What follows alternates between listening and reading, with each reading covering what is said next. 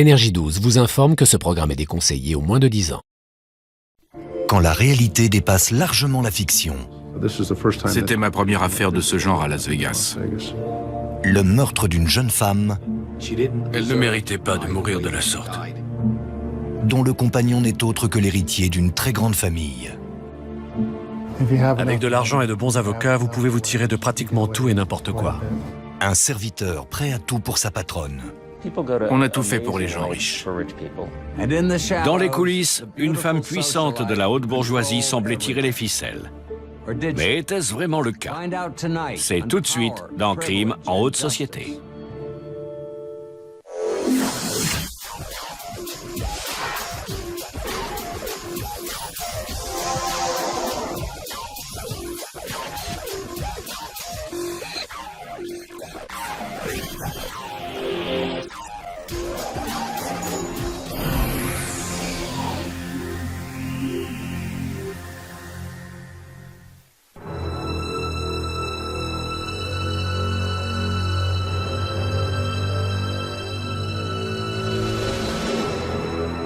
L'hôtel Del Mar se trouve sur le célèbre Strip à Las Vegas.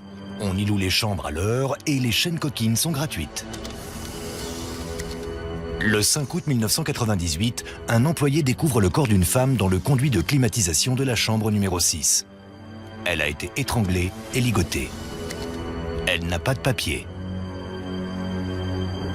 4 jours plus tard, un dénommé Dean McGuigan vient signaler à la police la disparition de sa compagne, Patty. La dernière fois qu'il l'a vue, elle se rendait à l'hôtel Del Mar. Dean McGuigan avoue aux policiers que Patty se prostituait à l'occasion et prenait de la drogue. Les enquêteurs pensent être face à une affaire classique, la mort d'une toxicomane dans une chambre d'hôtel. Mais Dean McGuigan leur révèle qui il est. C'est un descendant de la grande famille Dupont.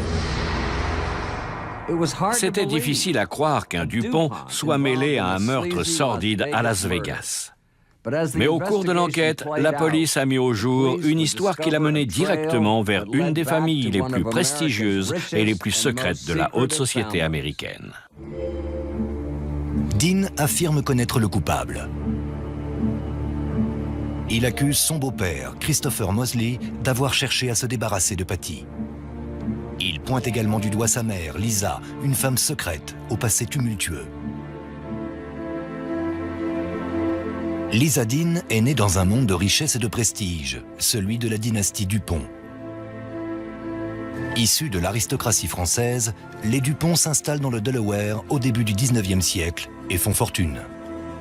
Leur demeure grandiose atteste encore de ce statut de noblesse américaine. D'ailleurs, cette partie du Delaware est surnommée la région des châteaux. Les Dupont vivaient dans de superbes demeures. Ils contrôlaient la presse et les systèmes financiers et politiques. C'était leur petit royaume. À sa mort, le patriarche du clan laisse non seulement une fortune, mais également un concept fondateur. La dynastie prend ses racines en 1802 avec le premier du nom qui érige la consanguinité en principe fondamental. Les mariages entre cousins et cousines étaient la norme, afin de garantir la survie des valeurs morales et la pureté du sang. Ce petit monde se côtoyait et s'épousait en vase clos.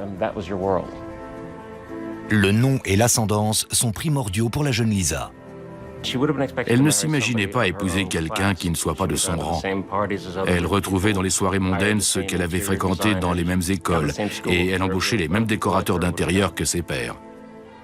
À la fin de ses études, Lisa s'installe à New York. Son nom et sa beauté en font vite une figure incontournable des soirées mondaines. J'ai souvent croisé Lisa Dean lors de soirées dans les années 1950. Sa beauté attirait le regard comme un aimant. On savait tout de suite qu'elle était riche. Et quand son nom était prononcé, les gens murmuraient « C'est une Dupont ». Lise était très belle. Elle était grande et mince, avait des cheveux très noirs et très brillants, et elle portait des toilettes sublimes. Elle avait beaucoup de classe. Lauren Bacall ou Bette Davis, jeune, aurait été parfaite pour l'incarner sur le grand écran. En 1952, Lisa rencontre Red Chandor, un autre grand nom de la haute société. Le coup de foudre est immédiat et mutuel. Red était un grand hédoniste et un véritable aimant à femmes. Il sortait énormément. Il se montrait beaucoup en société. Et souvent, Lisa et lui étaient ensemble. Ils pouvaient difficilement passer inaperçus tous les deux. Un an après leur rencontre, Lisa et Red se marient. Ils incarnent un couple glamour parfait et savent profiter de leur vie. Ils donnaient beaucoup de dîners chez eux et ça pouvait durer des heures. Si les gens restaient jusqu'à 1 heure du matin, la réception était un succès. Mais quelle que soit l'heure, quand il fallait partir, quelqu'un proposait toujours d'aller boire un dernier verre au Morocco. Et toute la compagnie suivait jusqu'au petit jour.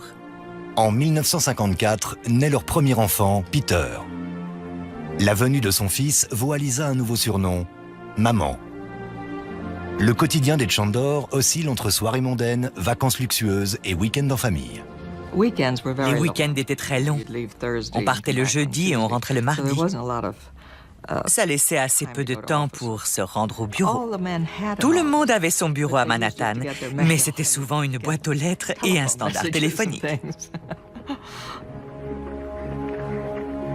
2 ans plus tard, naît le second fils du couple, Dean.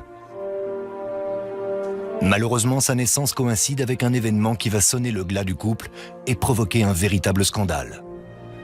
Lisa quitte Red Chandor pour son obstétricien, le docteur John McGuigan. Red est fou de rage. Sur un coup de tête, il quitte le pays et emmène Peter, son fils aîné, avec lui. Le scandale fait les choux gras de la presse. Quelques mois plus tard, la police retrouve la trace de Red en France sur la Côte d'Azur. Peter est rendu à sa mère.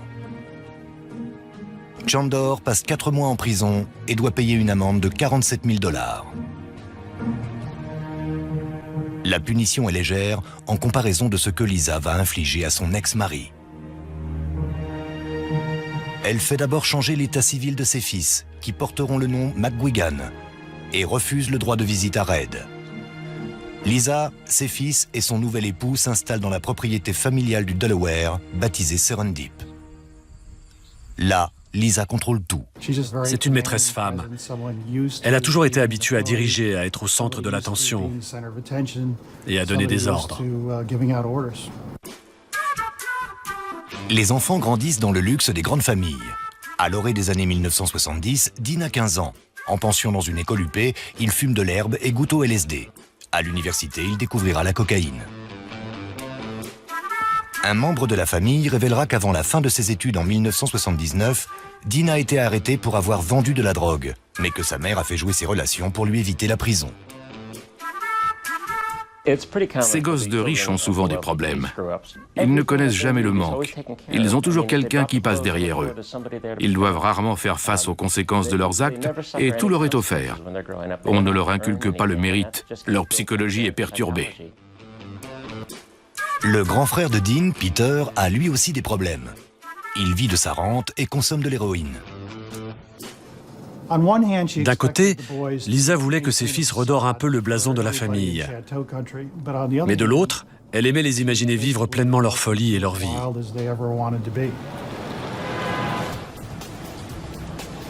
En 1984, le père de Dean fait jouer ses relations pour lui décrocher un travail à Wall Street.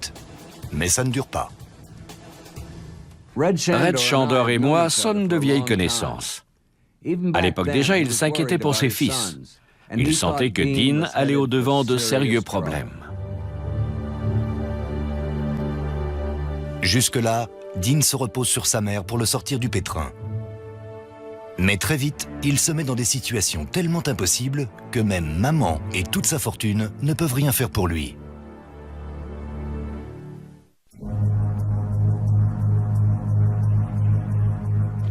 Lorsqu'un corps de femme est retrouvé dans un hôtel de Las Vegas, la piste mène les enquêteurs jusqu'à Lisa Dean Mosley, descendante de la famille Dupont. Les problèmes gangrènent cette famille depuis plusieurs années. Les fils de Lisa, Peter et Dean se droguent et mènent une vie oisive. Et un homme plus que trouble va faire irruption dans le clan. En 1985, après 30 ans de mariage, le docteur John McGuigan succombe à un infarctus. Lisa porte le deuil, mais n'assistera pas à l'enterrement. C'est un trait commun à toutes les femmes de la haute société.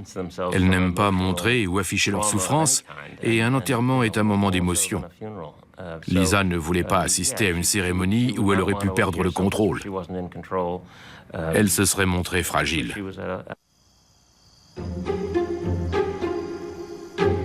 Seule dans son immense propriété, Lisa comprend qu'elle a besoin d'aide. Elle a fait publier une petite annonce pour recruter un jardinier. Christopher Mosley y a répondu et s'est présenté chez elle dans sa coccinelle arborant une peinture de camouflage militaire. Christopher Mosley n'était pas un jardinier comme les autres. Il était fils d'une bonne famille de Long Island. Il avait fréquenté les écoles privées, mais s'en était fait renvoyer, puis s'était engagé dans l'armée. Il racontait à qui voulait l'entendre qu'il avait pris part à des missions secrètes, à des assassinats, mais personne ne croyait vraiment à ces histoires. Christopher Mosley me fait penser à ces personnages de romans qui s'inventent des vies. C'est un mythomane qui aimait enjoliver son passé de soldat. Il prétendait s'être échappé d'un camp militaire en creusant un tunnel avec une cuillère. Vous voyez le genre. Mosley a servi 25 ans dans l'armée. Il a combattu en Corée et au Vietnam, mais n'a jamais dépassé le grade de sergent. C'est un homme qui a besoin de se sentir utile et important. À Serendip, il devient vite bien plus qu'un jardinier. Il voue littéralement sa vie à sa patronne, ce qui n'est pas pour déplaire à cette dernière. Le plus important dans cette relation, c'est la dévotion. D'un côté, une femme qui a besoin d'être mise sur un piédestal, et de l'autre, un homme qui aime servir. Très vite, Mosley demande Lisa en mariage. Un jour, alors qu'ils sont en train de planter un arbre, il lui avoue qu'il va devoir démissionner car il est tombé amoureux d'elle. Il la prend dans ses bras et l'embrasse. Il lui dit qu'il l'aime, et Lisa tombe également amoureuse de lui. Alors il déménage de sa dépendance de jardinier pour s'installer dans la chambre de la maîtresse de maison. Le mariage a lieu quelques mois plus tard. Mosley n'a pas d'argent, Lisa l'entretient. Cette dépendance sera fatale. Mosley n'était pas né avec une cuillère en argent dans la bouche comme son épouse. Lisa le contrôlait complètement. Il n'avait pas accès à la fortune dont elle avait hérité. Ce n'était pas un mari, c'était un serviteur jouissant de certains privilèges en nature. Dean déteste Mosley. Il le surnomme le toutou de maman. Il assurait tout le temps de petites missions pour Lisa. Et souvent, ça concernait les garçons, Peter et Dean, qui avaient le don de s'attirer des ennuis. Christopher s'occupait de les faire libérer de garde à vue, entre autres choses. Dean sombre de plus en plus. Il traîne dans les quartiers malfamés de Philadelphie, parmi les toxicomanes et les prostituées. L'opinion de sa mère est le cadet de ses soucis. D'ailleurs, il fait entrer dans la famille quelqu'un qui incarne une menace insupportable envers les valeurs élitistes si chères à Lisa. En 1991, il rencontre Linda Pleccia, surnommée Rags, une jeune comptable de Los Angeles. Il la fréquente pendant 1 an avant de l'épouser. Rags n'est pas vraiment la belle-fille dont rêve Lisa.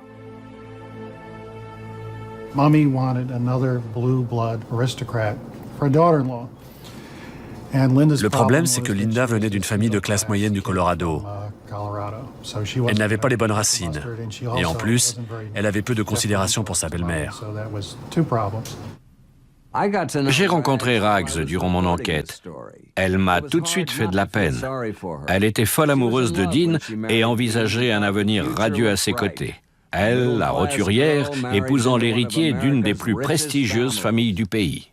Rags n'avait aucune idée de ce dans quoi elle s'embarquait.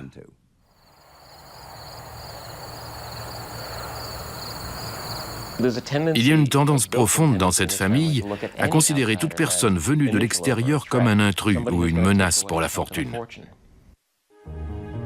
Une fortune que Dean dilapide pourtant dans la drogue. Rags et lui s'installent à Louviers, une demeure située non loin de Serendip, sur le domaine des Dupont. Lisa paye le loyer pendant que son fils dépense sa rente dans ses addictions. Parfois, il était tellement défoncé qu'il perdait la tête et cassait une fenêtre pour rentrer par effraction dans sa propre maison. Il se mettait dans des colères noires. Et dans ces moments-là, il insultait copieusement sa femme. 3 ans après le mariage de Dean et Linda, l'aîné des 2 frères, Peter, meurt d'une overdose. Dean sombre encore davantage. Rags veut qu'il suive une cure de désintoxication, mais Lisa n'est pas d'accord. Lors d'une conversation, elle aurait dit à Linda qu'une cure serait une perte de temps. Et devant l'insistance de sa belle-fille, elle se serait contentée de répondre qu'il fasse ce qu'il veut, avant de finir sa cigarette pour signifier que le sujet était clos. En 1996, Dean finit par quitter Louviers pour suivre une cure. Il ne faudra que quelques semaines à Lisa pour mettre sa belle-fille à la porte. Un jour, accompagnée de Christopher, elle a débarqué à Louviers avec un bloc-notes sous le bras. Et elle a pris possession des lieux. Elle a commencé à étiqueter tout ce qui lui appartenait. Elle voulait récupérer les objets de famille qu'elle avait pourtant légués à son fils, comme des meubles anciens, des portraits des ancêtres et diverses choses. Rags m'a raconté que Lisa s'est approchée d'elle et lui a dit « Tu quittes la maison le plus vite possible et ne t'avise pas de reprendre contact avec nous. » Elle a congédié sa belle-fille comme une bonne.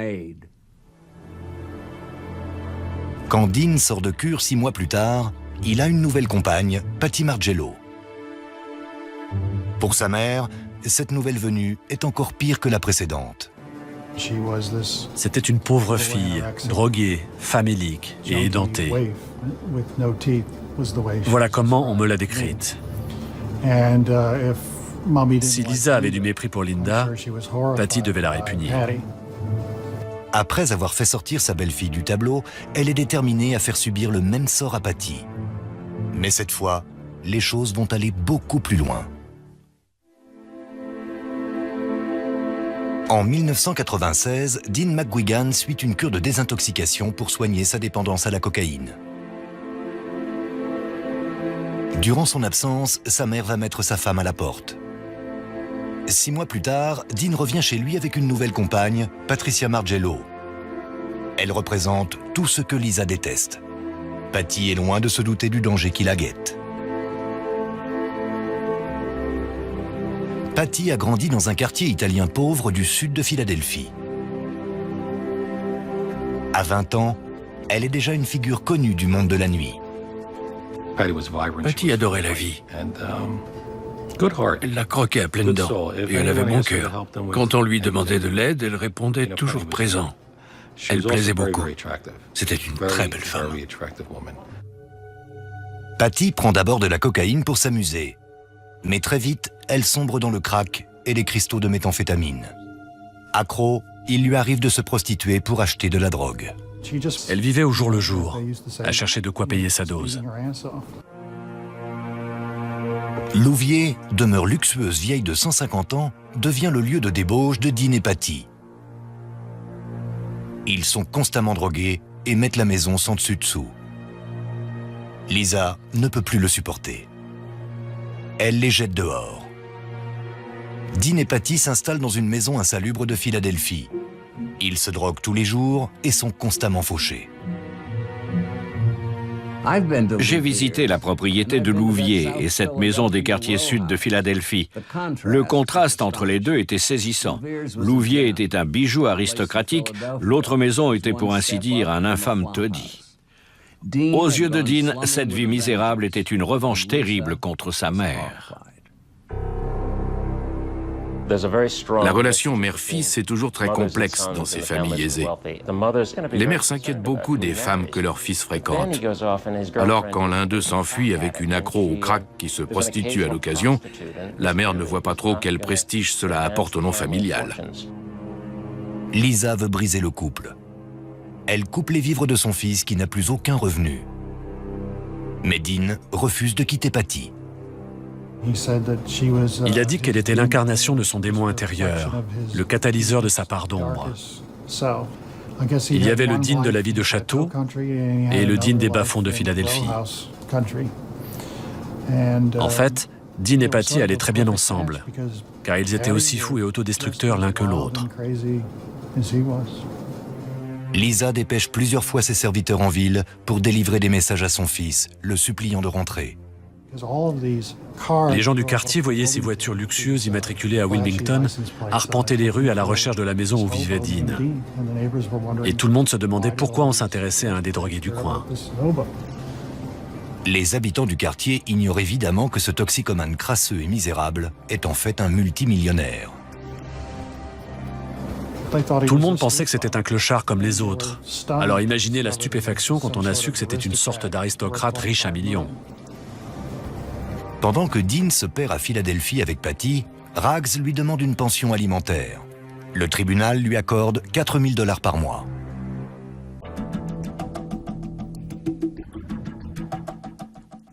Durant l'été 1998, Christopher Mosley imagine un stratagème pour faire sortir Linda et Patty de la vie de Dean. Il envoie son beau-fils à Las Vegas, seul. Il doit y être domicilié pour obtenir un divorce express avec Rags. Pour s'assurer que le plan suit son cours, Mosley suit Dean dans le Nevada pour le garder à l'œil.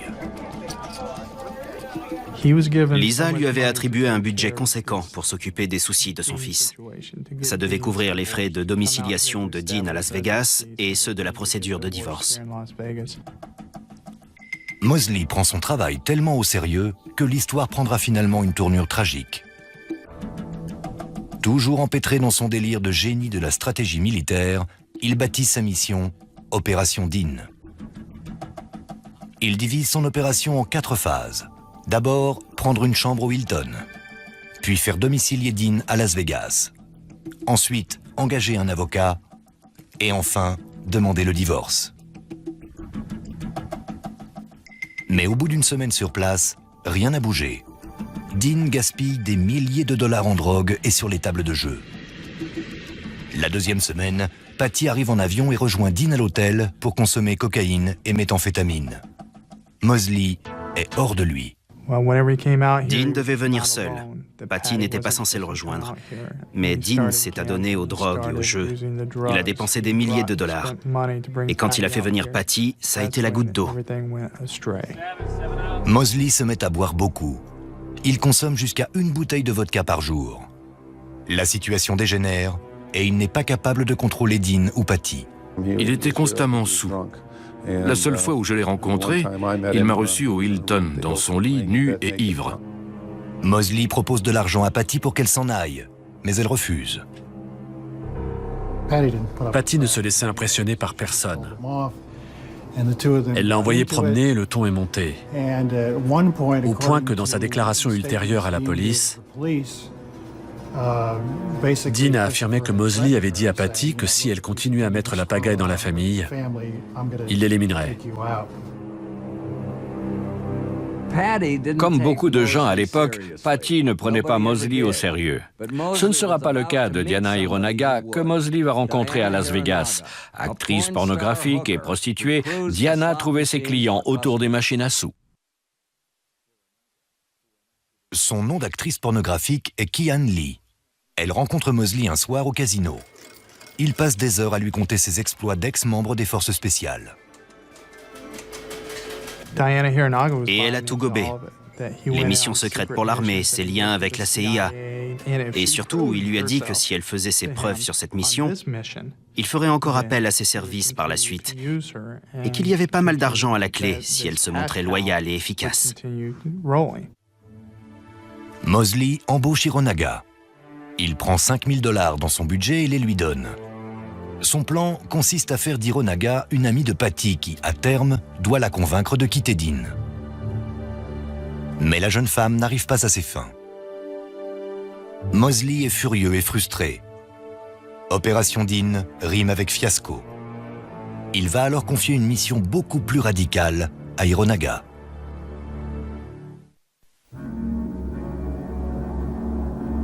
Christopher Mosley a une mission à accomplir à Las Vegas. Séparer son beau-fils Dean de sa compagne indésirable Patty. Mais il va d'échec en échec, malgré l'aide d'une nouvelle complice, Diana Hironaga. Patty refuse de s'en aller. Ceux qui épousent une personne extrêmement riche ont souvent tendance à vouloir prouver qu'ils méritent cet amour. Alors ils flattent à l'excès, ils obéissent aveuglément aux ordres et vont jusqu'à anticiper les désirs de l'autre pour lui prouver leur valeur.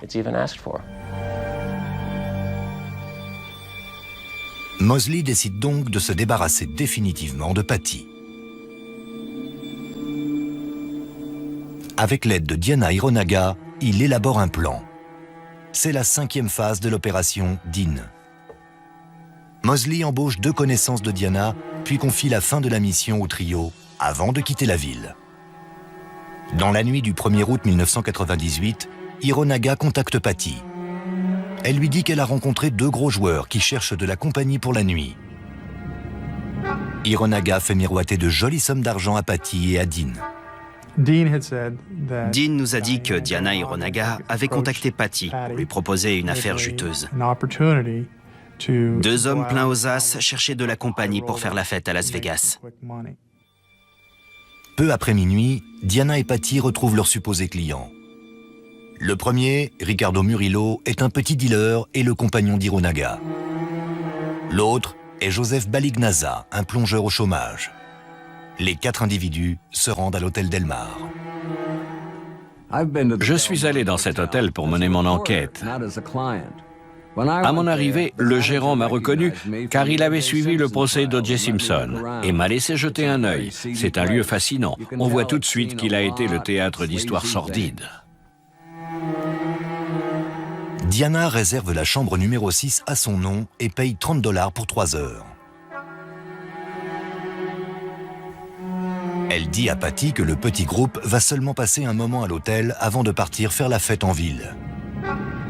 Mais ils passent finalement plusieurs heures dans la chambre et les 2 supposés clients sont de moins en moins crédibles dans leur rôle. Patty commence à se douter de quelque chose. Vers 2h30 du matin, elle appelle Dean à son hôtel. Elle lui a dit que quelque chose était louche, qu'elle était mal à l'aise et qu'elle voulait qu'il vienne la chercher au Del Mar. Mais Dean vient de se battre et il a le nez cassé. Il avouera plus tard à la police qu'il ignorait où se trouvait le Del Mar et comment s'y rendre. Il a dit à Patty qu'il était fauché, qu'il ne pouvait pas l'aider. En gros, il l'a laissé tomber. D'après les enquêteurs, Patty a dû comprendre qu'elle était livrée à elle-même et que personne ne viendrait l'aider. Elle se réfugie dans la salle de bain, pensant peut-être y trouver une fenêtre par laquelle s'enfuir. Malheureusement, il n'y en a pas dans la chambre numéro 6. Ils étaient dans la chambre à fumer de la méthamphétamine. L'effet de la drogue aidant, les 3 complices ont fini par ne plus penser qu'à l'argent qu'ils allaient empocher. D'après Joseph Balignaza, c'est Diana qui va précipiter les choses. Alors que Patty est aux toilettes, elle demande aux 2 hommes s'ils comptent se décider à agir. Quand la jeune femme revient dans la pièce, Ricardo et Joseph se lèvent de leur chaise. Ils ont fait comme s'ils s'apprêtaient à quitter la chambre d'hôtel. Mais au moment de sortir, Ricardo a saisi Patty à la gorge et s'est mis à l'étrangler. Comme il n'arrivait pas à la tuer de ses mains, il a demandé sa ceinture à Joseph pour finir le travail. Mais tout ça n'était pas prévu dans leur plan. Il ne devait pas tuer Patty à l'hôtel. C'est pour ça qu'il l'avait laissé passer son coup de téléphone à Dean. Elle n'était pas censée mourir là. Diana et ses acolytes devaient assassiner Patty dans le désert. Ils se demandent tout à coup comment sortir le corps de la chambre sans attirer l'attention. Ils décident de cacher le corps à l'hôtel dans un sac poubelle. Les 2 hommes partent donc l'acheter dans un magasin. Dans toutes les enquêtes que j'ai menées, le criminel finit par faire une erreur fatale. C'est aussi ce qui s'est passé cette fois. Dans le magasin où sont entrés ces 2 hommes, 30 caméras les ont filmés en train de chercher quel sac aurait une contenance suffisante pour y dissimuler un cadavre. C'étaient des idiots, des débutants, Mosley compris. C'était la première fois qu'ils tuaient quelqu'un pour de l'argent. Et ils se sont plantés. Hironaga et ses complices cachent le corps de Patty dans un conduit du système de climatisation et quittent l'hôtel Del Mar. À 6h du matin, Diana Hironaga appelle dans le Delaware et laisse un message sur le répondeur de Mosley. Elle lui annonce que Patty Margello ne posera plus de problème. Le lendemain, Mosley envoie à Diana et Ricardo 2 billets en première classe pour Philadelphie. Ils sautent aussitôt dans l'avion. Le chauffeur de Mosley les retrouve à l'aéroport et leur remet une enveloppe contenant 15 000 $.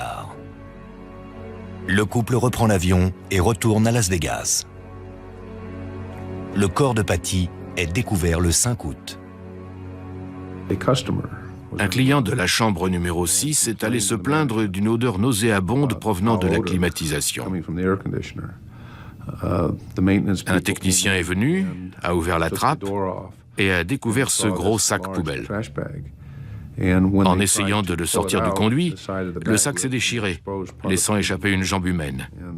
Ils se sont enfuis en hurlant.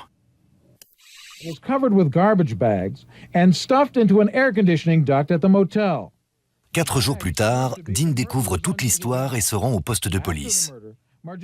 La police en fait naturellement son principal suspect. Dean m'intriguait beaucoup et j'ai voulu lui parler en personne. Nous l'avons donc reçu, l'inspecteur Messinard et moi-même, pour l'interroger. Il nous a donné sa version des faits. Dean leur explique que Patty avait rendez-vous avec Diana Hironaga et 2 hommes. Il précise qu'elle l'avait appelée de l'hôtel parce qu'elle se sentait en danger. Il n'avait pas pu la retrouver car il s'était fait casser le nez lors d'une bagarre. Nous avions des relevés téléphoniques qui confirmaient ces déclarations.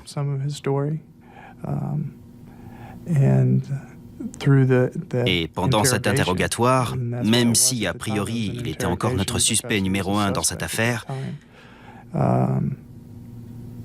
son histoire nous a paru crédible. Dean affirme aux policiers qu'il sait qui est derrière le meurtre et dénonce son beau-père Christopher Mosley et son assistante Diana Hironaga. La police convoque d'abord Diana. Elle a reconnu avoir quitté le Hilton avec Patricia Margello, mais qu'elle s'était séparée assez tôt dans la soirée et qu'elle ne l'avait plus revue. Les enquêteurs ont en leur possession le registre de l'hôtel où figure la signature d'Hironaga. Ils la menacent de l'inculper pour meurtre si elle ne passe pas aux aveux. À partir de là, elle s'est mise à paniquer. Elle était prête à nous raconter toute l'histoire. Elle a parlé de Christopher Mosley, de son plan, de l'opération Dean, des 4 phases. Elle nous a dit avoir des preuves et s'est mise à fouiller frénétiquement sa chambre d'hôtel. Nous n'avons même pas eu besoin de demander un mandat de perquisition. Elle nous a tout donné d'elle-même. Elle avait gardé des tas de notes détaillant chaque étape du plan. Elle avait des fax échangés entre Mosley et elle. La police avait toutes les preuves nécessaires à son enquête. Hironaga fait une confession complète et révèle même le nom des 2 tueurs, Ricardo Murillo et Joseph Balignaza. Mais malgré les éléments en sa possession, la police n'a pas assez de preuves pour faire tomber Mosley.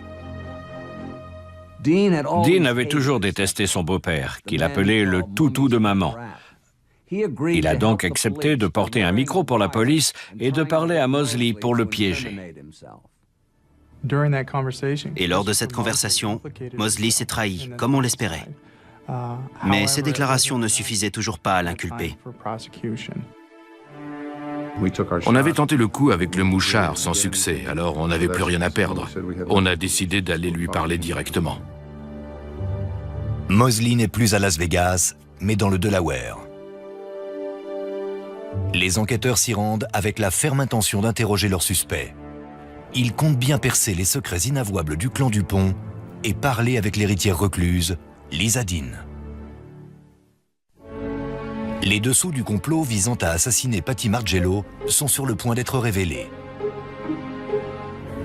Diana Hironaga et Dean McGuigan ont tous deux désigné Christopher Mosley comme responsable. Mais ce dernier est rentré à Serendip, dans le Delaware. Quand les enquêteurs se présentent chez lui, il se prépare à célébrer l'inauguration de Fieldstone, son club de golf situé sur le domaine. C'est un cadeau de son épouse.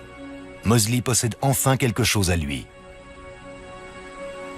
Mosley, le jardinier, avait pris du galon et cette réception était son grand moment de triomphe. La fête s'annonçait somptueuse. On avait érigé un immense chapiteau sous lequel une armée de serveurs dressait les tables et préparait les flûtes à champagne. Mosley ne se doutait pas que 2 policiers du Nevada arrivaient pour gâcher la fête. Il était très élégant et nous a invités chez lui. À son haleine, j'ai très vite compris qu'il avait déjà un peu bu. Mais sinon, il était très coopératif. Les policiers lui ont demandé s'il voulait appeler son avocat. Et Mosley a dit qu'il n'en avait pas besoin et qu'il répondrait à leurs questions. C'était sa première erreur. Il affichait cet aplomb des hommes qui ont roulé leur boss, qui ont connu le combat, et qu'une visite de la police ne risque pas d'impressionner. Je pense qu'il comptait s'en tirer avec quelques effets de manche. Mais quand les enquêteurs mentionnent le nom de Lisa, l'attitude de Mosley change. Ils lui ont demandé si elle était mêlée au meurtre. Et là, c'est noté dans la transcription de l'enregistrement, les policiers lui ont fait remarquer que ses mains tremblaient et qu'il n'avait aucune raison d'être nerveux. Mosley a répondu qu'elle ne l'était pas, puis a hésité avant d'avouer. Les policiers lui ont demandé si l'argent venait de Lisa. Et il a affirmé qu'elle ignorait ce qu'il en avait fait. Les policiers continuent de le cuisiner, mais Mosley affirme avoir agi seul. Messinard et Shields restent perplexes. Christopher Mosley n'avait ni le pouvoir ni l'argent pour commanditer ce meurtre sans l'aide de quelqu'un. Or, tout ce qu'il avait provenait de la fortune de sa femme. Alors, pas besoin d'être un génie pour comprendre. Les policiers ne s'attendaient pas à ce que Mosley se sacrifie aussi rapidement pour protéger Lisa. Ils sont surpris. À la fin de l'interrogatoire, je lui ai dit « Veuillez vous lever, vous êtes en état d'arrestation ». David Messinard m'a regardé d'un air étonné. On n'avait pas du tout prévu de l'arrêter ce jour-là.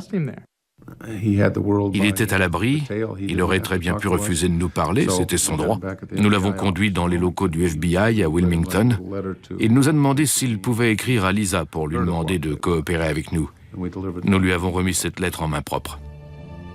Mosley appelle Lisa et lui annonce que la police l'a arrêté pour le meurtre de Patty Margello. Ils ont d'abord discuté tous les deux, puis il m'a tendu le combiné pour que je lui parle directement. Je lui ai expliqué que nous allions venir lui rendre visite, et elle m'a répondu d'une voix très nonchalante « Je meurs d'impatience ». 1 heure plus tard, Messinard et Shields reviennent à Serendip. On était fascinés. David et moi sommes des types ordinaires, vous savez. Cette demeure qui se dressait devant nous, on avait l'impression d'avoir conduit pendant des jours pour la trouver, tellement c'était... C'était immense, le domaine, la maison. Et à l'intérieur, l'atmosphère était enfumée et âcre. Lysadine fumait cigarette sur cigarette. Et elle savait jouer de son charme. Lisa avoue aux policiers ne rien savoir des intentions criminelles de son époux. Elle ne donnait pas le sentiment d'être touchée. Je lui ai remis la lettre qu'il lui avait écrite. Elle l'a lue, toujours sans trahir la moindre émotion, puis s'est contentée de nous écouter, sagement assise, en niant toute implication dans ce meurtre. D'habitude, les gens mêlés à tort ou à raison à un meurtre sont nerveux. L'inspecteur Messinard m'a avoué que Lisa était d'un calme olympien. Peut-être trop. Visiblement, elle ne craignait pas la police. Après tout, elle était une Dupont.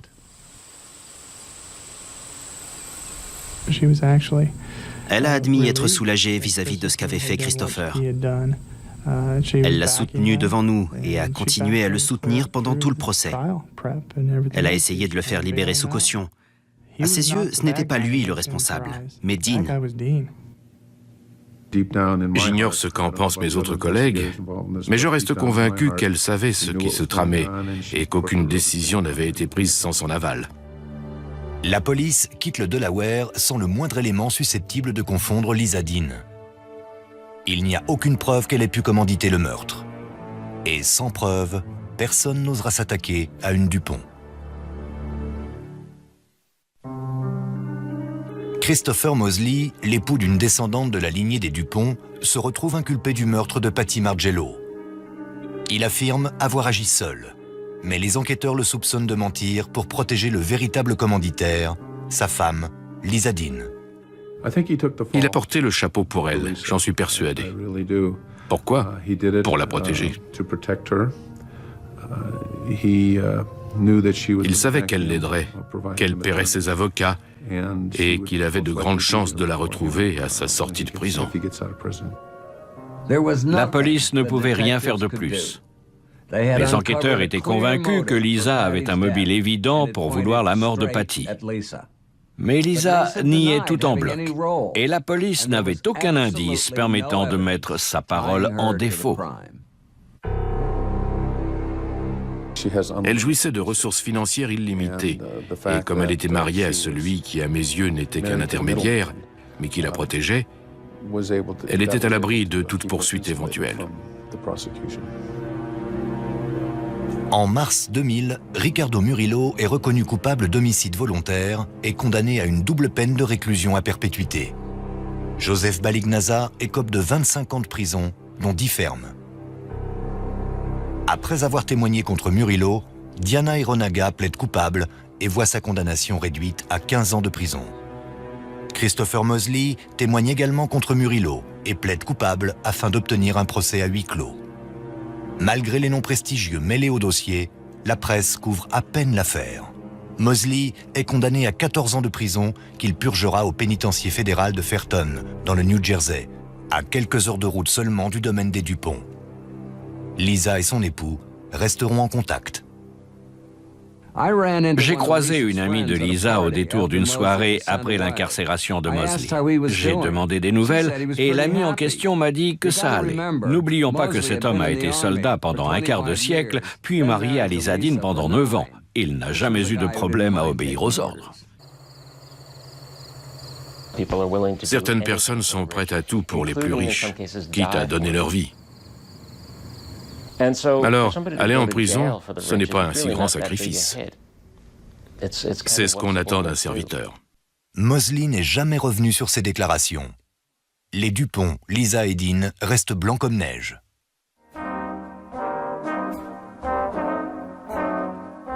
Cette histoire laisse un goût amer dans la bouche. On se dit qu'avec assez d'argent, assez d'avocats, assez de relations prêtes à témoigner en votre faveur, vous pouvez vous tirer de pratiquement tout et n'importe quoi.